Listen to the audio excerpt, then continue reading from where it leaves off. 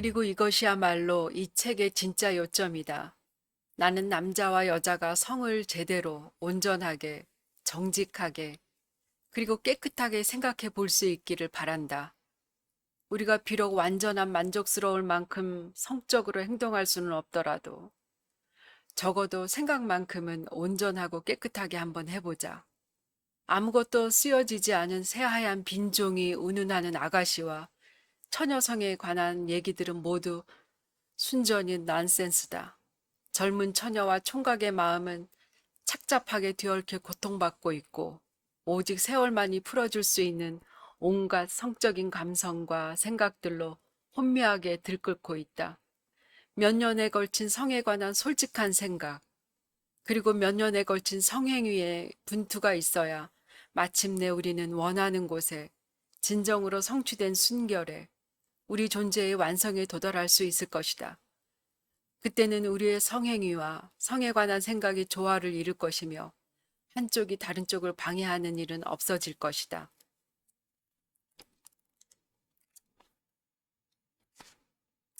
내가 의도적으로 클리퍼트를 불구로 설정했는지, 그것이 무슨 상징성을 띠는지 여러 번 질문을 받았다. 그리고 문학계의 친구들은 그를 건강하고 성적인 면에서 정상적인 인물로 설정하고, 그럼에도 불구하고 여자가 그를 떠나도록 했더라면 더 좋지 않았을까 하고 말한다. 그러나 소설은 처음부터 끝까지 세 번이나 쓰여졌다. 그리고 가장 먼저 쓰여진 것을 읽었을 때 클리퍼트의 불구가 된 다리는 오늘날 그와 같은 유형의 사람과 계급에 해당하는 대다수 남성들의 감성과 정열 깊숙한 곳에서 일어난 마비 상태를 상징하고 있음을 나는 알게 되었다. 소설 기법상 그를 불구로 설정한다면 아마 코니를 불공평하게 다루는 것이 될 수도 있음을 나는 깨달았다. 이러한 스토리 설정으로 코니가 클리퍼트 곁을 떠나는 것이 훨씬 더 저속한 행위로 비치게 되었다. 그리고 소설이 완성된 지 거의 2년이 지난 지금에 쓰는 이 글은 무엇을 해명하거나 설명하기 위한 의도에서 나온 것이 아니다. 이 소설은 너무도 분명하게 관습에 대한 반항으로 쓰인 책이기 때문에 그 반항의 태도에 대한 이유를 밝혀야 할 것 같다. 부르주아를 놀래키고 범속한 사람들을 어리둥절하게 만들려는 어리석은 욕심은 환영받을 만한 가치가 없기 때문이다. 내가 금기시된 단어를 사용했다면 거기엔 이유가 있다.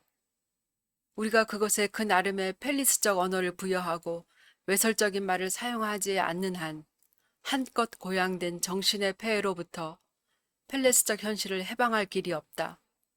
펠레스적 현실에 대한 최대의 모독은 바로 이보다 높은 차원으로의 고향이다. 마찬가지로 만약 소설 속 귀부인이 자기 남편의 사냥터지기와 결혼을 한다면 아직 그렇게 하진 않았지만 그것은 계급적 원한에서 나온 것이 아니라 계급에도 불구하고 일어난 일이다.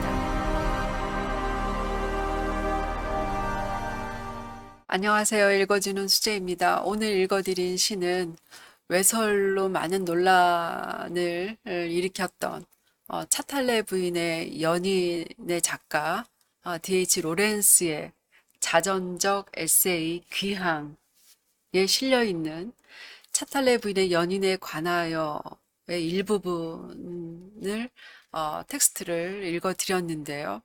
이 귀향은 로렌스의 사적인 생활, 또 그가 자기 자신의 작품에 대해서 설명하고 또 자신의 사회적인 시각을 솔직하게 드러내 보여주고 있는 자전적 에세이입니다. 광부의 아들이었던 그의 사회 계급에 대한 반항적인 시각을 이해하고 들여다볼 수 있는 책인데요. 제가 차탈레 부인의 사랑을 접한 것이 중3인가 고1인가 그 즈음이었는데 너무 노골적인 표현들로 충격을 받았었고 그 당시에 어린 마음에 느끼기에는 너무 야하고 그 주인공 여자가 너무 부도덕하다라는 생각을 했던 첫인상을 가졌던 이야기인데요. 나중에 커서 읽었을 때는 그런 생각은 아니었지만 그 어린 나이에 접했을 때는 상당히 충격적인 이런 이야기였습니다. 이 책에서 이 로렌스가 차탈레 부인에 관하여라는 연인에 관하여라는 부분을 비중이 많이 큽니다. 외설로 논란이 되고 비판을 받았던 만큼 작가 입장에서도 할 말이 많은 것이겠죠. 어, 오늘 읽어드렸지만 요는 남성 중심적인 사회에서 강요당했던 순결과 처녀성, 사회 계급의 고정관념으로 박혀 있는 성이 아니라 남자와 여자가 성에 대해서 온전히 또 솔직하고 진지하게 생각해 보기를 바란다는 의도와 관습의 반항으로서 전적으로 관습의 반항으로서 썼다는 그 작가의 고백처럼 계급에도 불구하고 자신의 행복을 위해서 정직하게 행동했던 귀부인에 대해서 생각해 보기를 바랬던 것이 아닌가라는 생각이 듭니다. 지금은 많이 세상이 좋아졌고 시대가 앞서간다고 하고 하지만 물론 성에 대해서 많이 개방적이 됐고 또 자유로워졌다고 하지만 아직도 여전히 관습과 계급 속에서 자신의 성을 가두고 또 성을 타부시하면서 안도감을 느끼는 것이 사실 우리의 모습입니다. 돌을 맞는 것보다는 돌을 던지는 것이 더 마음이 편하도록 그런 분위기 속에서 자랐고 길들여져 온 것이 사실입니다.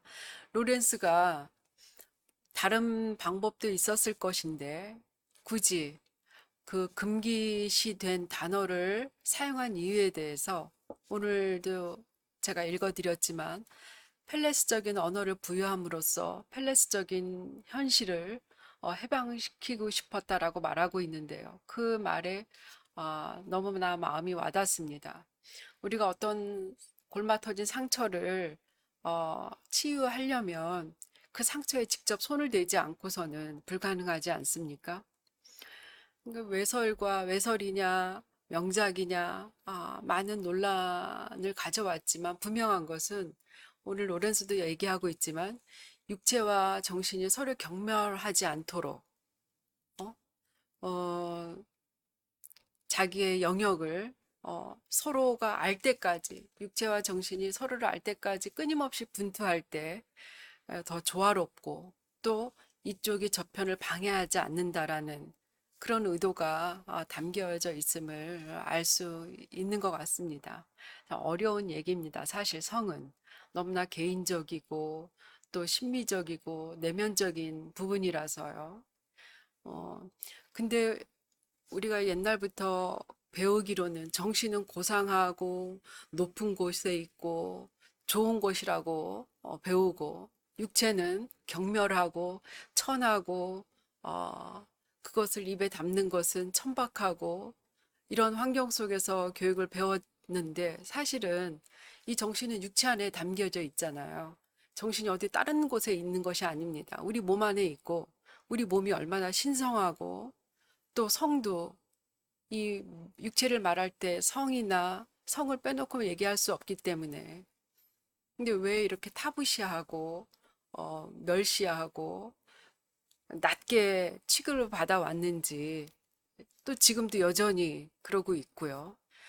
육체와 정신은 같은 가치와 같은 비중과 무게로서 되게 존중받아야 되고 소중히 다뤄져야 하고 사실 그런 만큼 솔직하게 얘기할 수 있어야 되는데 아직 우리 사회는 우리 문화는 성에 대해서는 아직도 이렇게 솔직하게 얘기하는 것이 불편한 분위기가 아직도 지배적인 것이 사실인데 그걸 좀 각자가 벗어나야 되는데 참 쉽지 않은 얘기인 것 같습니다.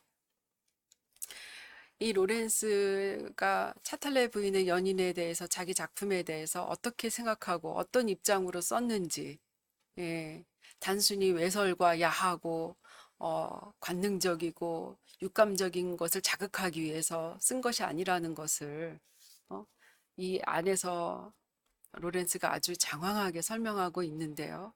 여러분들도 기회가 되시면 읽어보셨으면 좋겠습니다. 어, 낮에는 덥지만 아침 저녁으로 이제 조금 바람이 선선해져서 다행입니다. 끝까지 건강 잘 지키시고요. 오늘도 들어주셔서 고맙습니다. 주제 마치겠습니다.